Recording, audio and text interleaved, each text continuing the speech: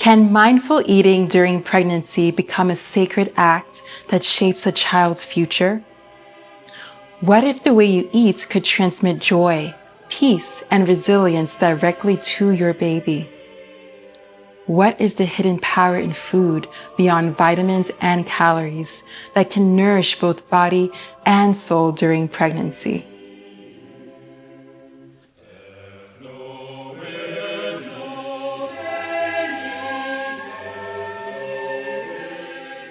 Hi, I'm Naika, your host, and welcome to episode 15 of Toward a Solar Civilization, sharing the teaching of Omraam Mikhaël Aïvanhov. Did you know that pregnant women can transform every meal into a moment of communion with life? Yes, while eating, she can speak to the food, marvel at the life it carries, and feel gratitude. Each fruit, each vegetable, each grain becomes a source of nourishment for body, mind, and heart. Ancient wisdom calls this the yoga of nutrition. It teaches that when we eat with awareness, the benefits of food increase. For an expectant mother, this conscious way of eating enhances what she passes on to her child. This process, called epigenetic modulation, becomes a lifelong gift. It opens a universe rich in hope and promise. Today, Laura Uplinger and Dr. Mafe Cavinato will show us how it works. They will truly bring comfort and joy to pregnant women. Omraam Mikhaël Aïvanhov brought the yoga of nutrition into our modern world, and for over 40 years, Laura has been passing this wisdom on to pregnant women, and more recently together with Dr. Mafe Cavinato. Over to you, sisters.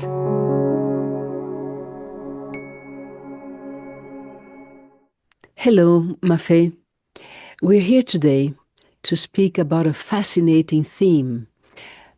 It's pregnancy, yes, but it's the pregnant woman when she's eating and her sense of wonder with this, the yoga of nutrition that Omraam taught us so well. You're familiar with it, right? Yes, actually, Laura, I met all this knowledge because of you. And that's why we are so happy to have you here to talk about this wonderful subject. Yes, imagine pregnancy. A pregnancy that is often ridden with so much ambivalence, so many worries, sometimes anxiety, and low self-esteem sometimes, like not being able to be up to the task of mothering your child. So the mother will have many opportunities during the day to relax, to regroup, to go inwardly and speak with this child, with heaven, with life. But then comes the moment when she sits down for a meal. Yeah, but before sitting down for a meal, all that you said, it's not everyone that knows that it's possible. It's true. Who is in charge? Because I've seen so often, it might also be your experience as a medical doctor, pregnant women have such an imagination. It's an imagination that becomes enhanced as if nature would give her more spoonfuls of imagination so that with her mind she can create images. Remember, image, imagination, magic, mother, mama, matrix, matter, formation, because that's what's happening. Inside, in her womb, a child is in formation. That's her real power. Wow. So tell us, you imagine a pregnant woman eating. What would she start doing? Well, according to Omraam, this is the moment when we could really receive the letter that comes from the Creator in in a touchable way. Yes, palpable. It's interesting to say that, for instance, a fruit, it's a love letter written by the Creator and is there to be deciphered. And if we are not able to read it, if we don't engage with the food we're eating, the food doesn't release so much energy in us. It's complicated. As when we're children, we know that we're hungry and we eat, and then we forget to salute, to greet the food, to say hi. Are you ready to become part of the human adventure, to take part in being a human? What do we offer food? I remember Master Omraam telling us that when you swallow the food, it's going to be a very physical digestion. But before swallowing it, as you chew consciously, breathing with the food in your mouth, suddenly you start releasing, the food starts releasing energies that go towards higher centers, some in our brain and some also beyond the brain, in the etheric body. Etheric body is our body of energy. So this woman who might be tired, she might be confronting difficult situations, if she can make some time just to be in an intense conversation with the food, she will become richer. She can acquire this other quality of the food itself, because if we think about the nutrients, minerals, vitamins that we see in the composition of something that you buy in a supermarket, yes, they are there and they're going to be absorbed and digested by your body.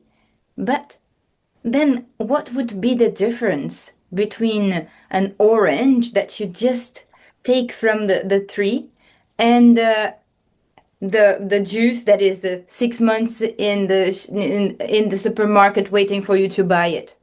Yes, this is true. We can also have that. The way we prepare the food, the way we buy the food, all that will influence what comes to our plate. It's true. And in the preparation of the food, already we can start greeting the food and admiring it. A leek, an orange, a lettuce, some rice, some lentils, a gorgeous meal. If the pregnant woman is preparing it, already she can be in that mood to be a child of the universe as much as this food is a child of the universe, as much as her baby is a child of the universe. There's a level of communion, a level of understanding, a level of communication. There's a detail. If I don't eat, I die.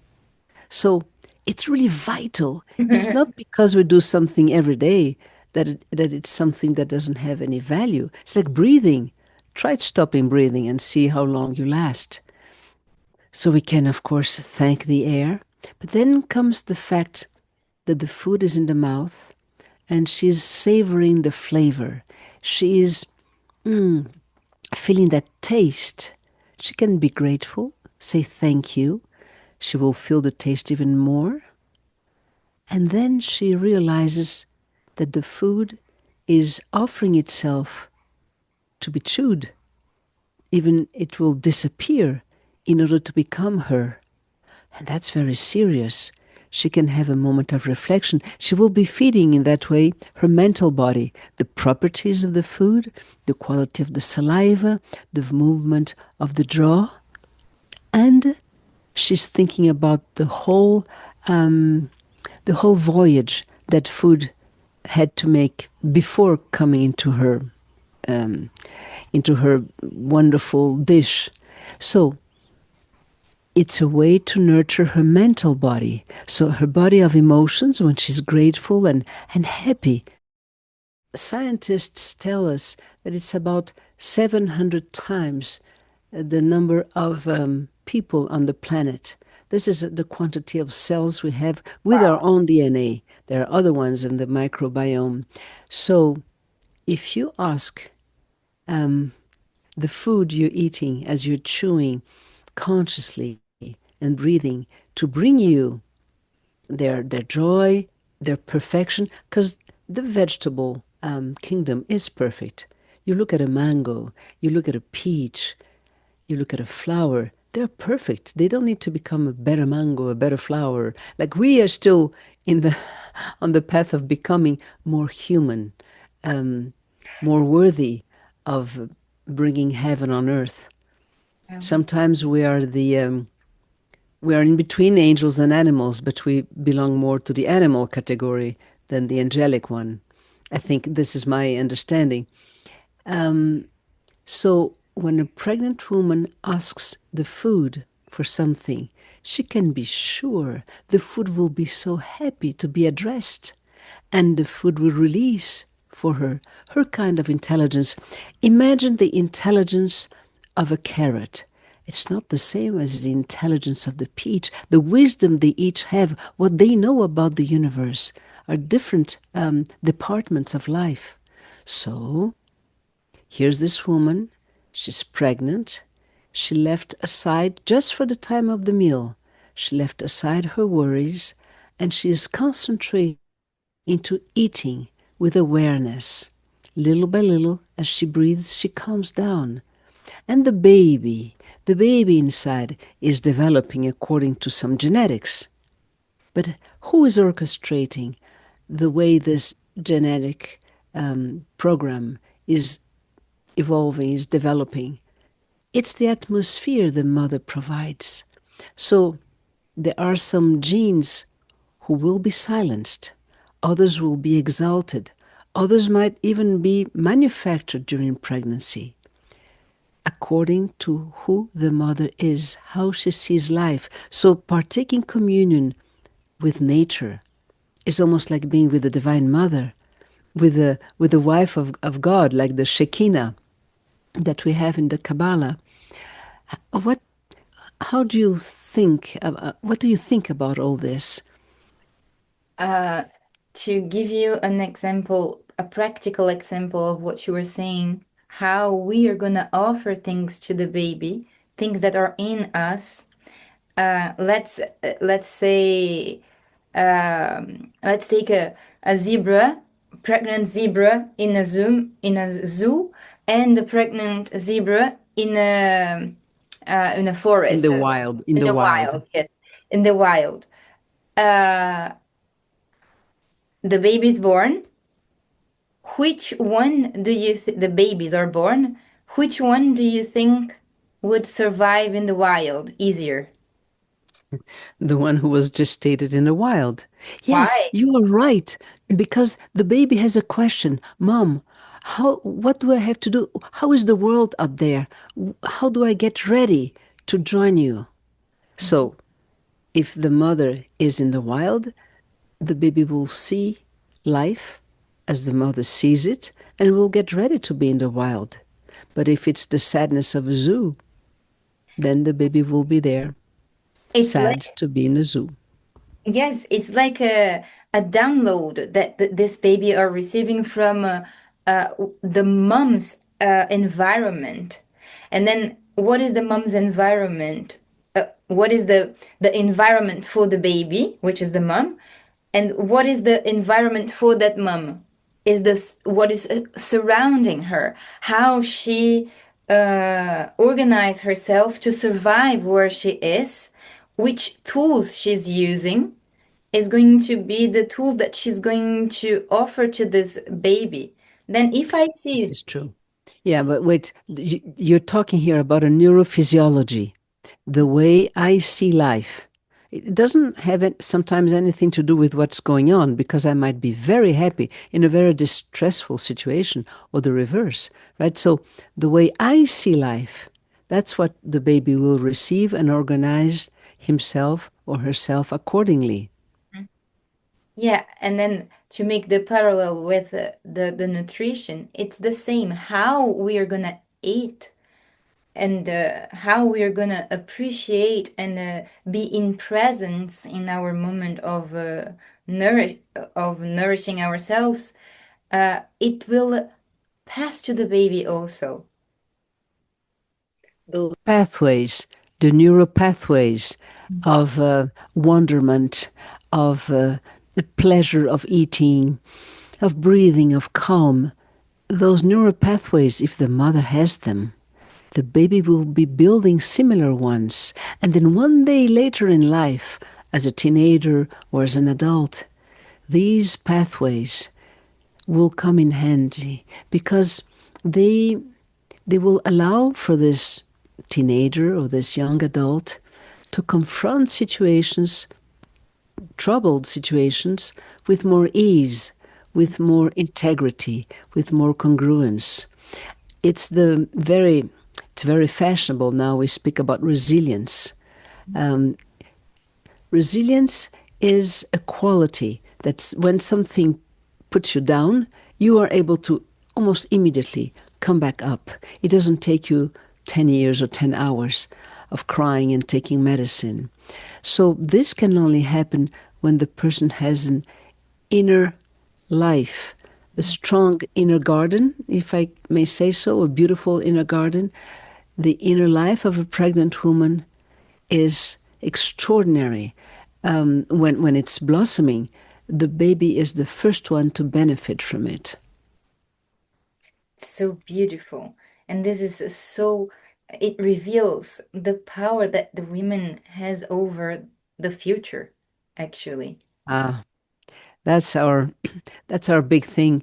For millennia, women have been pregnant and they have given birth to leaders, to kings, to heads of states, to heads of clans, who have taken us to war, endless wars. And I think this can change from now on. Thanks to the power of pregnancy, women can start bringing into the world a different kind of human beings. When the baby is in the womb of the mother, she can, by living a life that is noble, that is dignified, that is embraced by hope, by enthusiasm, she can give her baby the beginning of a true neurophysiology that later on will manifest as peace.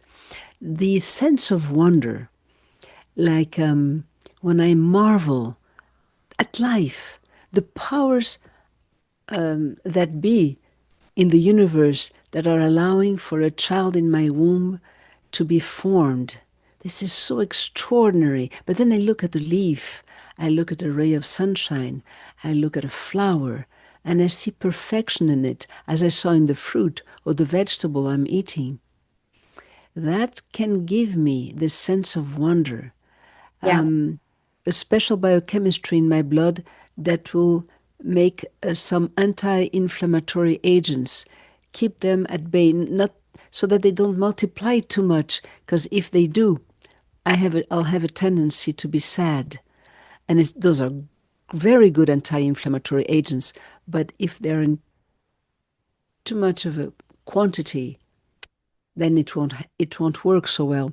So you have the sense of wonder that will elevate my own soul, that will call me for communion. You have that same sense of wonder doing wonders in my physical body.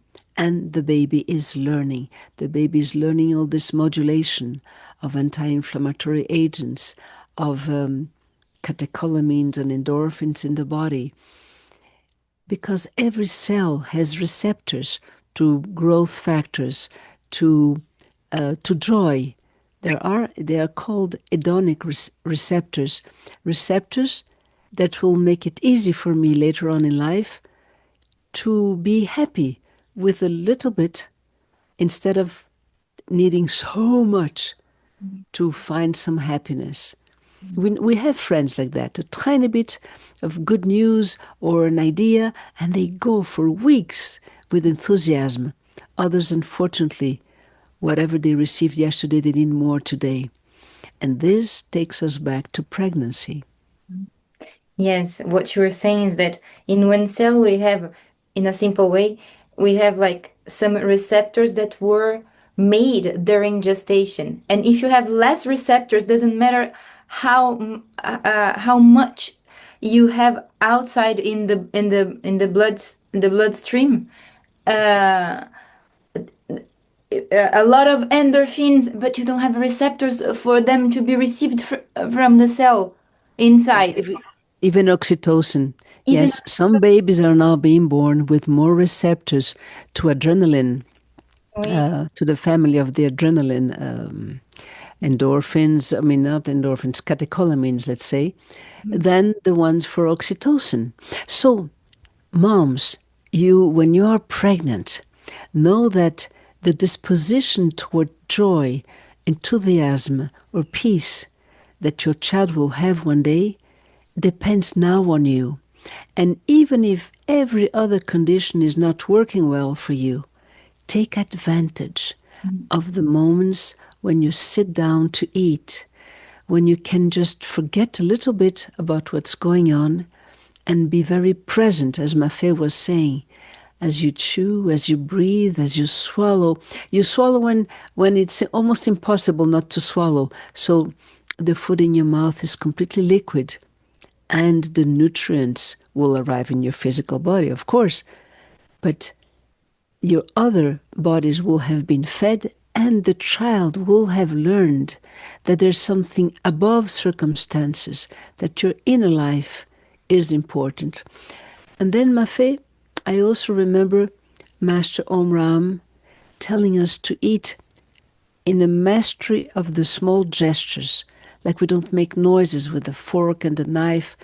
What have you discovered about that? For me, it was a really revolution when I discovered this way to eat, because before I think I was eating because I had to, and after there was this there is this magic that happens when we are eating consciously. Because, for example, one day I was doing this meditation, let's say, during my meal, and I was eating a salad, a green salad, which normally there is not much taste. And then I started chewing it, and I observed the texture and how it was interacting with my saliva, with my teeth, uh, and at some point, Laura, it started. I felt inside my mouth a huge joy that didn't belong to me.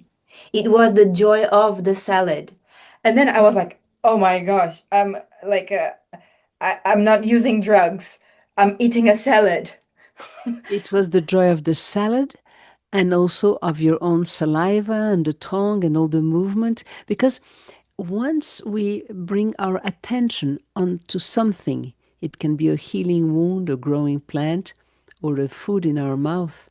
If our attention goes there, life celebrates it. Yes, it was like fireworks. And of course, I don't have it all the time, but when I'm really committed to eat in this way, it's possible to communicate and to learn more about what the food is bringing to you. Yeah. This is exactly what I wish to every pregnant woman.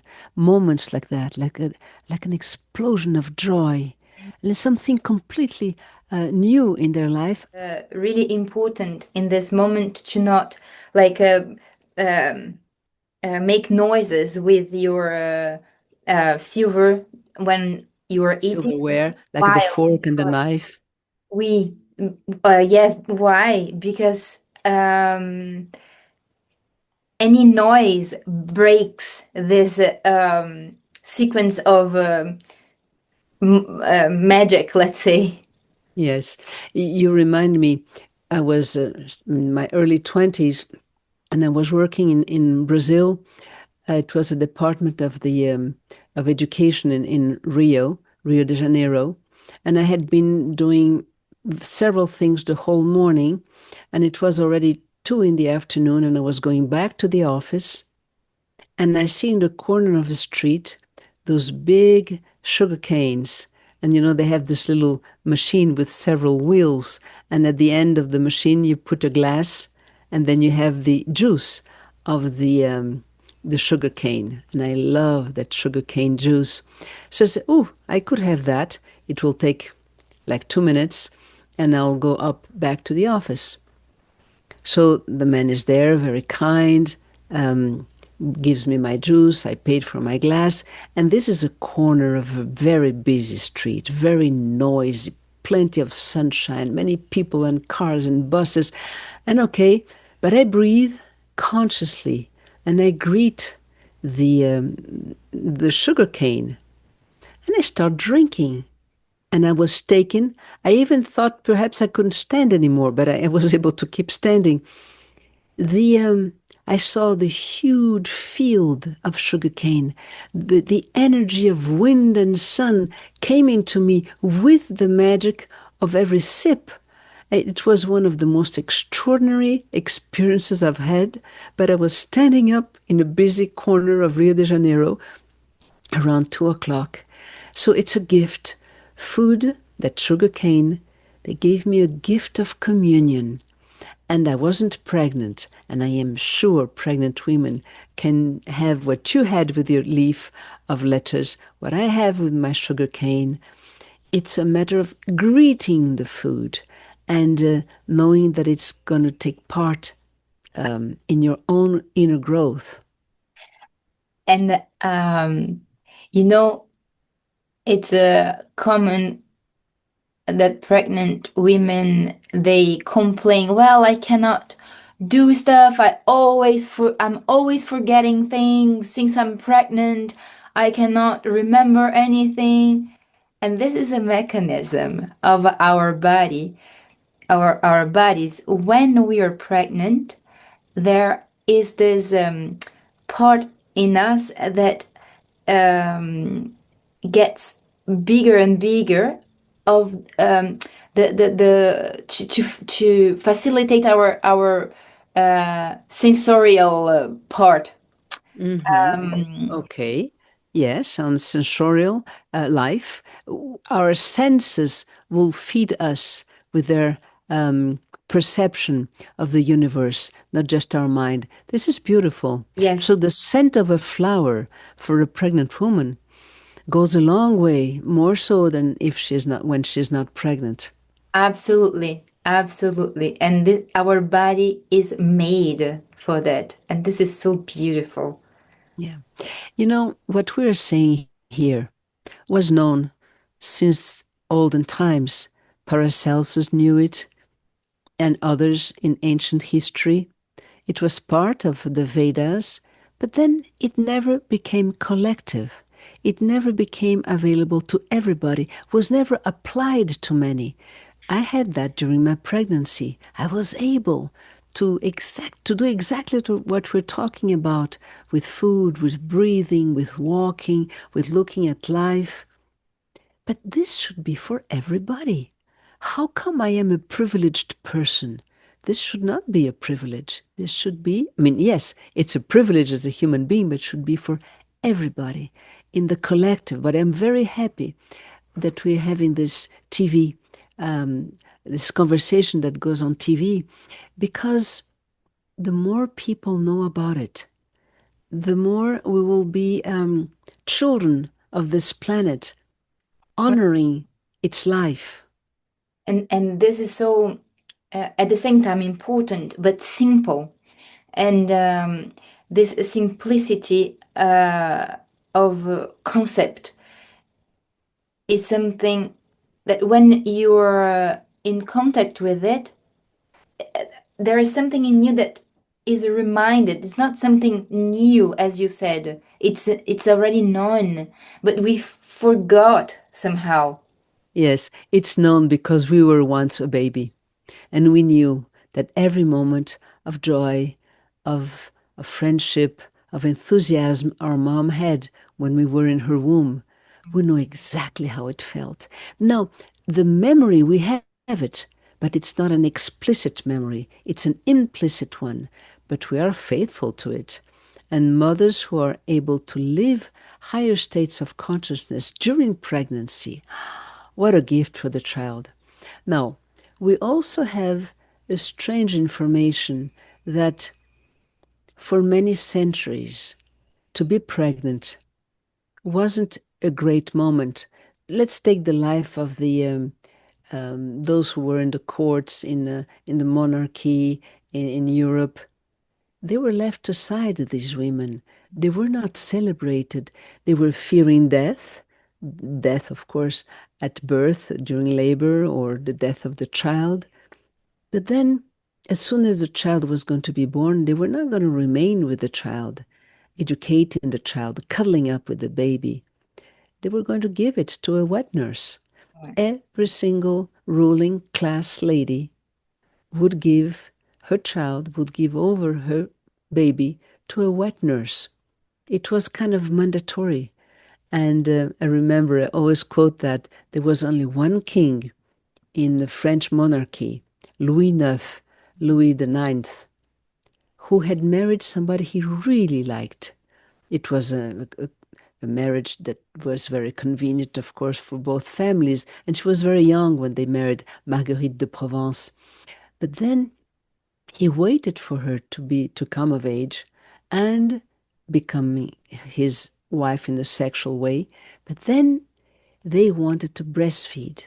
She wanted to breastfeed her kids, and he wanted that. It was a scandal in the court. Majesty, we don't do that. Like, she's a queen. How can she breastfeed? So you see, we've come a long way. Nowadays, when a woman breastfeeds, if she's a great actress, if she's a millionaire, it becomes the news, and she will give interviews. And I'm very happy that we're getting out of that state of misunderstanding the value of pregnancy, birth, and breastfeeding for the future of societies. Imagine, Laura, if all women on this earth right now, from now on, they all are going to decide to have kids only if the kid is made with love. Yeah, to conceive with love. That could be a great wish. From today onward, that every sexual embrace that is conceiving a child be blessed by love, especially love at a soul level, not just a physical level, when we really care about each other. That would be already a great gift as a start. But then during pregnancy, every little minute matters. It's not fair to leave pregnant women to gestate alone. Society should mind about her well-being, not just the food she would have access to, but also what kind of theater, what kind of movies, what kind of art, Inspiration, what's going to inspire her? Yeah. This should be, I think this was the dream of Master Omraam, but I think it will come soon because of epigenetics. Epigenetics being something that orchestrates the genetic development. Because of our understanding of that, we will have more and more governments minding what's going on with their future. I mean, what's going on with their pregnant women. They can be rich, they can be poor. They deserve a huge amount of respect. They deserve a huge amount of protection.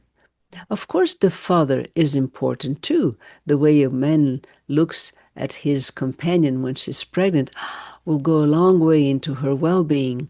But we need much more than that, because the imagination of every pregnant woman is now building our future.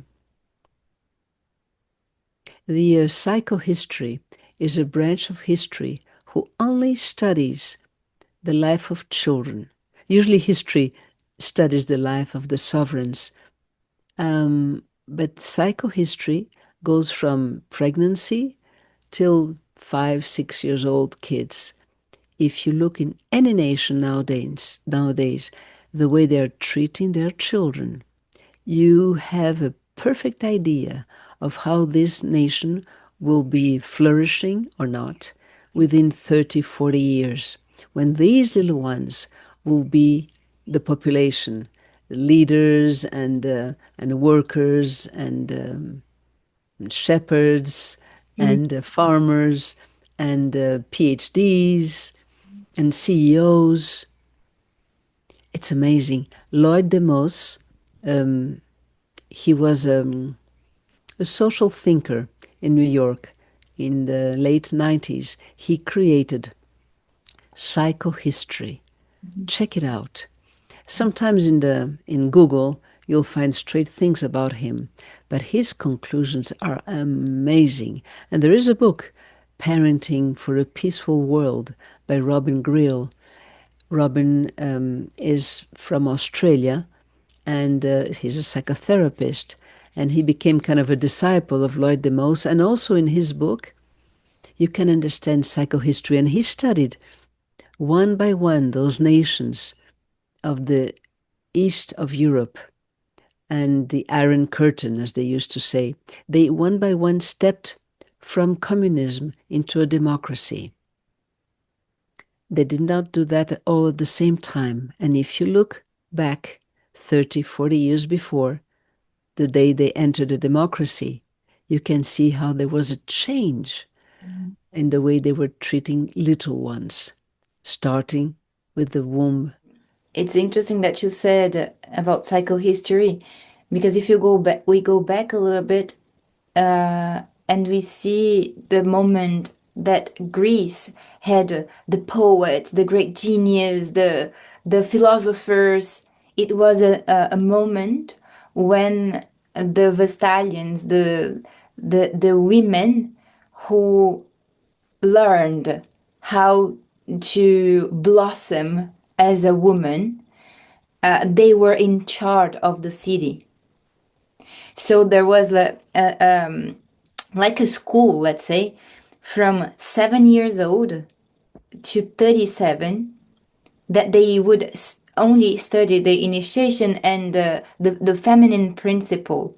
And only after they were allowed to be in a couple. 30 years. Yes, so much for teenager pregnancies. This is beautiful. So coming to maturity, you have so much more to offer to a child in your womb. Yes. On the other hand, after this time you're referring to, women, I mean, Juliet in Romeo and Juliet, she was at the eve of her 14th birthday. So, perhaps in time of decadence, we go so early. We don't even let the body of the adolescent to blossom. Already comes motherhood for that body. Yeah. It is, there is a book, Babies Are Cosmic, from Neil and Elizabeth Carmen.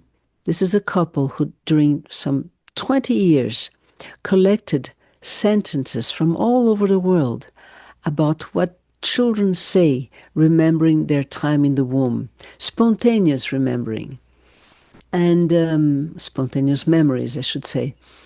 And there was one of them in that book that says, "Mom, when I came to your womb, many fairies came with me, but then they left, and only a few stayed with me, and they helped me building my body."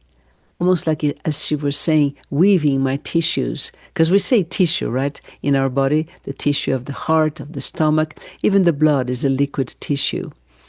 I love that memory of that little girl, because who is weaving these energies during pregnancy? It doesn't depend on the mind of the woman. She does not put the elbow together with those nerves and tendons and muscles and bones. No, life is working in her. So you have the mom, You have the baby in the womb. You have the baby the mommy was once, whose memory is right there. Perhaps you have angels, but you have entities weaving and spinning every organ. So again, the quality of this weaving, like the quality of any weaving, will bring a different kind of rug, of baby, different kind of material, the tissue. And if you think that each thought is an entity, as the master says, who are you? Who do you want to be linked with? Yeah. Who are you hosting? You're right. Every thought a living entity. And I am only an antenna, and some thoughts will come to me according to my level of consciousness, and other thoughts will not come to me. And during pregnancy, we are blessed. We are given more inner energy because we wonder. It's the pregnant woman gives herself completely to that pregnancy, and when I surrender to life, I receive so much. Yeah, I hope you're dreaming of connections here as we're talking, Mafe and I. You're dreaming of possible connections, like you're connecting the dots, because there's so many implications of this inner freedom for every pregnant woman to bring thoughts and feelings inwardly to her inner life, to bring them toward food, toward the light of the sun, toward, I don't know, a color, a shape, an ideal. And let's say there is someone who is really far from everything that what we are saying here. If only this person could have an image, not even the flower itself, but an image of a flower, and contemplate it for 5 minutes every day. The color, if it's the flower itself, the scent of it.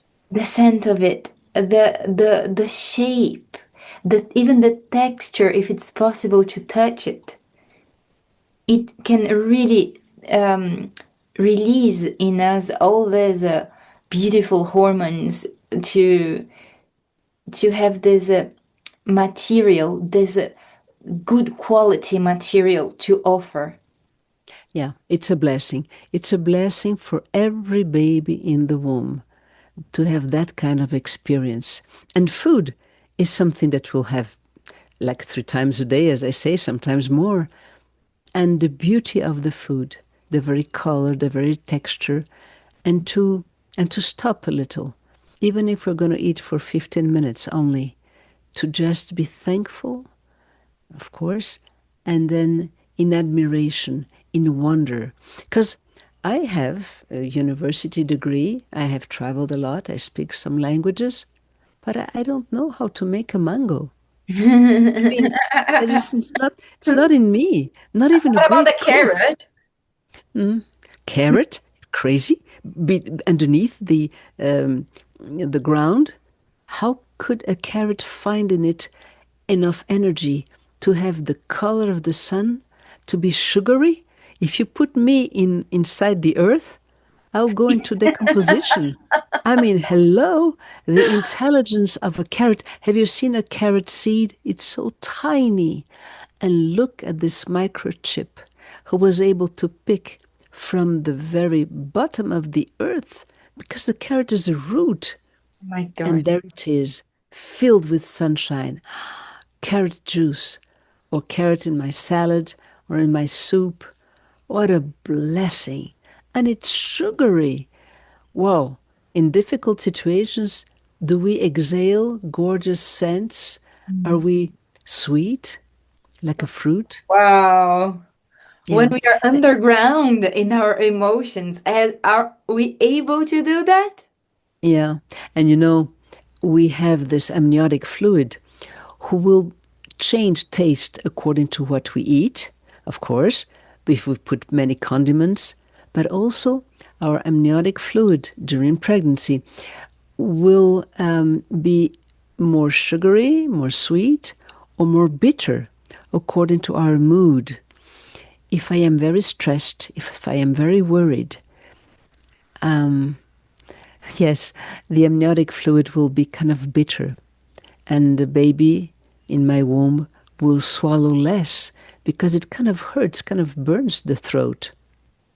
Well, the quality of the swallowing, the amniotic fluid, is responsible for a lot of the building of the whole digestive system. And they did that experiment. They put iodine in the womb of pregnant women, and they could observe through ultrasound. They did that in the 80s. They saw that babies stopped swallowing. Now they put saccharin, which is kind of sugar, and babies swallow double. So oxytocin, in my mood and in my physiology, will convey to my amniotic fluid a sugary, a sweet taste, which makes a better, more mature digestive system at birth, which is so important, because we do not have a rehearsal. When we're born, that's it. We didn't come out before to see if we could breathe, if we could digest, how things were going to go. No, life brings from the very first cell an idea that becomes a baby later on, an energy form, and at birth, that's it. No more mommy. So our own blood circulation, our own breathing, for the first time we'll feel hungry and thirsty. Yeah. And there's something also kind of sad when we are very stressed. We're talking about toxic stress here. The bloodstream is more privileged in the limbs, in the arms and the legs. So my central axis from brain to womb will receive less blood, will tell the baby to develop his or her arms and legs more than the vital organs. We will need our vital organs for life. So for a whole lifetime, if at the age of 50 I'm starting to have chronic diseases, metabolical diseases of the vital organs, it means that during pregnancy, my vital organs did not receive enough energy in their formation. That's the power of every pregnant woman, is to form a body and to form it well. So let's make sure that there is joy in the life of pregnant women around us. And you who are pregnant, seize every occasion for joy, for partaking this understanding of life.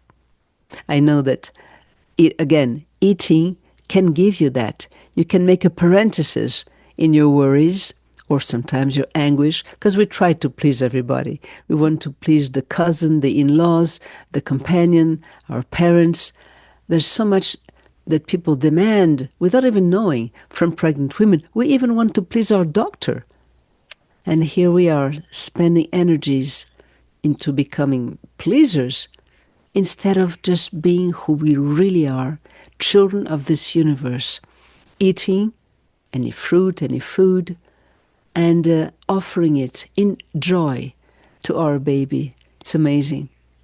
And I think it's important also to remember that it's stress itself, it's not a big problem. The chronic stress is the problem, because dealing with little stress and being in peace again. Yeah, that's why I said toxic stress, and especially relentless. I mean, that goes on and on. Now, I know that Master Omraam had devised a plan. He said, everybody has a plan in politics, right? I also have a plan. I want governments to spend plenty of money to choose beautiful places in the country where they could build parks and places where pregnant women could stay as long as they wanted. But they would be only themselves with their pregnancy. They would stay day and night and would have fountains and flowers and trees and nature, winter or springtime or summer. and they would be together, they would sing, they would listen to beautiful conferences, yes, and watch beautiful movies, and perhaps even be part of theatrical works. And for him, 2-3 generations like that, we would have a totally different humanity. Why different? Because we haven't seen yet humanity, human beings, a huge quantity of human beings from all over the world, well gestated in harmony. Wow. And again, after singing, walking, having nice talks with friends, there will still be eating. There will still be this communion while we'll partake some food and we offer who we are to the baby. Food could also be beauty. I'm really happy to have had that conversation with you, Mafe, about the sense of wonder who should be with women always, but especially if they're pregnant and when they're eating, so that they can have this freedom with their inner life to have a special inner strength that will forever be the basis of strong human beings on this earth, capable with kinship with all life. Wow. I leave you with the last words.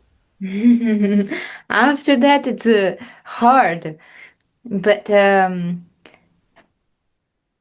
just to start the next chapter, it is also our master Omraam who says that if we live a wonderful conception and gestation, we don't need to be worried about giving birth. This is so true. Oh my, if we could dream our children before conceiving them, invite them. If conception could be harmonious and pregnancy too, whoa, birth would be a natural consequence of all this harmony. You are a family doctor, and you know how harmony speaks loud when a woman is pregnant. You are. What do you feel when your patients tell you that they're having some difficulty establishing harmony? What is your main advice for them? Don't look for harmony outside you. Harmony is inside, and it's just a matter to take a deep look inside and find the source in you, in your higher self, no matter the conditions around. Thank you, Mafe. Thank you, you all.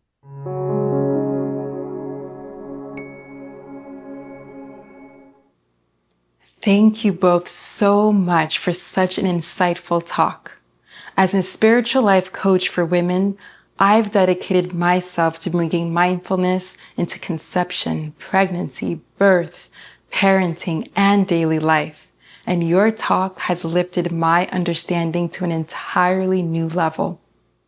Indeed, the teachings of Omraam Mikhaël Aïvanhov have this extraordinary capacity of bringing us closer to life and to our essence. They reveal countless ways to ennoble daily life with spiritual dimensions. In this way, we become ever more capable of collaborating with the great universal and luminous brotherhood, which is preparing the coming of the heavenly kingdom on earth. In the near future, mothers will know how to create for the world children who carry within them the capacity for kinship with all living beings.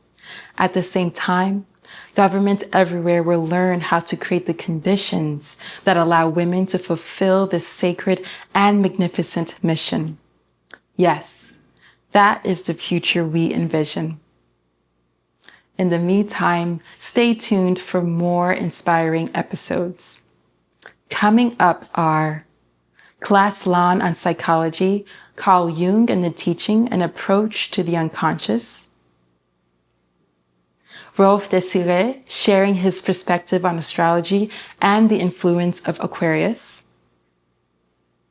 We will also hear a few heartfelt testimonials from brothers and sisters whose lives have been transformed by this teaching. Michael on the art of living, daily spiritual growth, happiness, and mindful living. See you in 2 weeks. Stay safe and stay connected.